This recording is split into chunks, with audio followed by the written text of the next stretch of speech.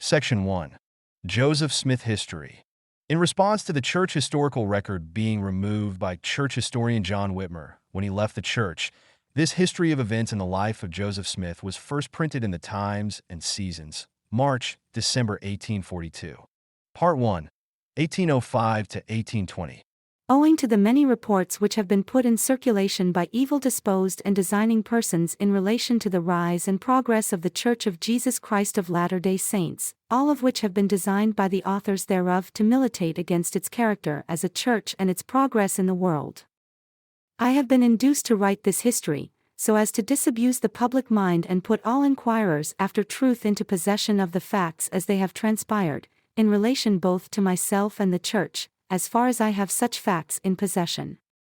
In this history, I will present the various events in relation to this Church in truth and righteousness as they have transpired, or as they at present exist, being now the 8th year since the organization of said Church, 1838.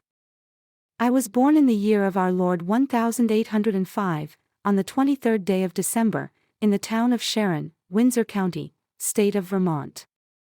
When I was 5 years old, or thereabouts, I was attacked with the typhus fever, and at one time during my sickness, my father despaired of my life.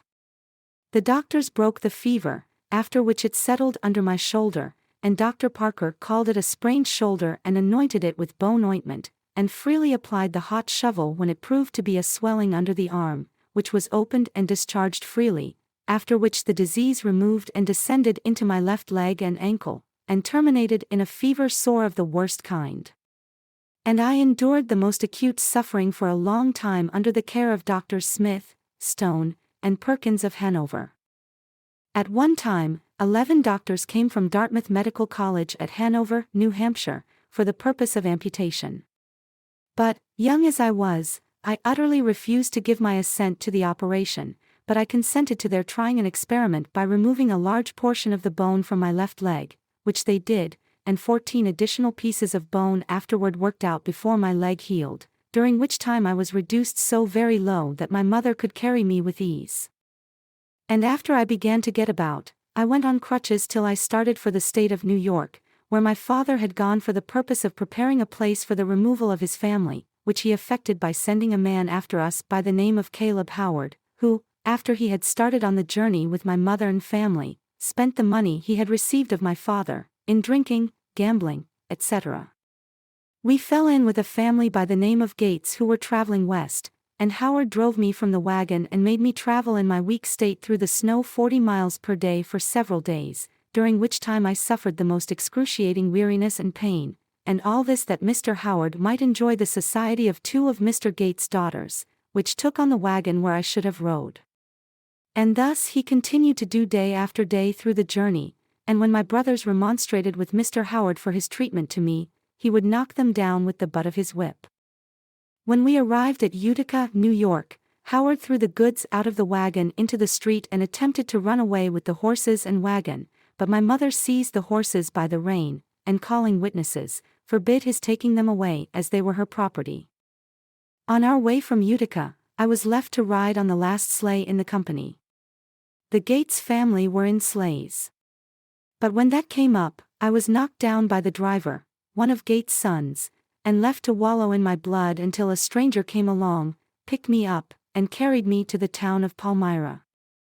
Howard having spent all our funds, my mother was compelled to pay our landlord's bills from Utica to Palmyra in bits of cloth, clothing, etc., the last payment being made with the drops taken from Sister Sophronia's ears for that purpose. Although the snow was generally deep through the country during this journey, we performed the whole on wheels, except the first 2 days when we were accompanied by my mother's mother, Grandmother Lydia Mack, who was injured by the upsetting of the sleigh, and not wishing to accompany her friends west, tarried by the way with her friends in Vermont, and we soon after heard of her death, supposing that she never recovered from the injury received by the overturn of the sleigh. My father, Joseph Smith Sr., left the state of Vermont and moved to Palmyra, Ontario, now Wayne County, in the state of New York, when I was in my 10th year or thereabouts. In about 4 years after my father's arrival at Palmyra, he moved with his family into Manchester in the same county of Ontario, his family consisting of 11 souls, namely, my father Joseph Smith, my mother Lucy Smith, whose name previous to her marriage was Mack, daughter of Solomon Mack, my brothers Alvin, who died November 19, 1823 in the 25th year of his age, Hiram, myself, Samuel Harrison, William, Don Carlos, and my sisters Sophronia, Catherine, and Lucy. Sometime in the second year after our removal to Manchester, there was in the place where we lived an unusual excitement on the subject of religion. It commenced with the Methodists, but soon became general among all the sects in that region of country. Indeed, the whole district of country seemed affected by it, and great multitudes united themselves to the different religious parties, which created no small stir and division among the people, some crying, "Lo here," and some, "Lo there." Some were contending for the Methodist faith, some for the Presbyterian, and some for the Baptist, for notwithstanding the great love which the converts to these different faiths expressed at the time of their conversion, and the great zeal manifested by the respective clergy who were active in getting up and promoting this extraordinary scene of religious feeling in order to have everybody converted, as they were pleased to call it, let them join what sect they pleased.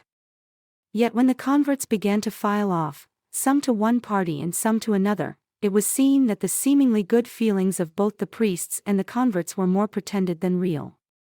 For a scene of great confusion and bad feeling ensued, priest contending against priest and convert against convert, so that all their good feelings one for another, if they ever had any, were entirely lost in a strife of words and a contest about opinions.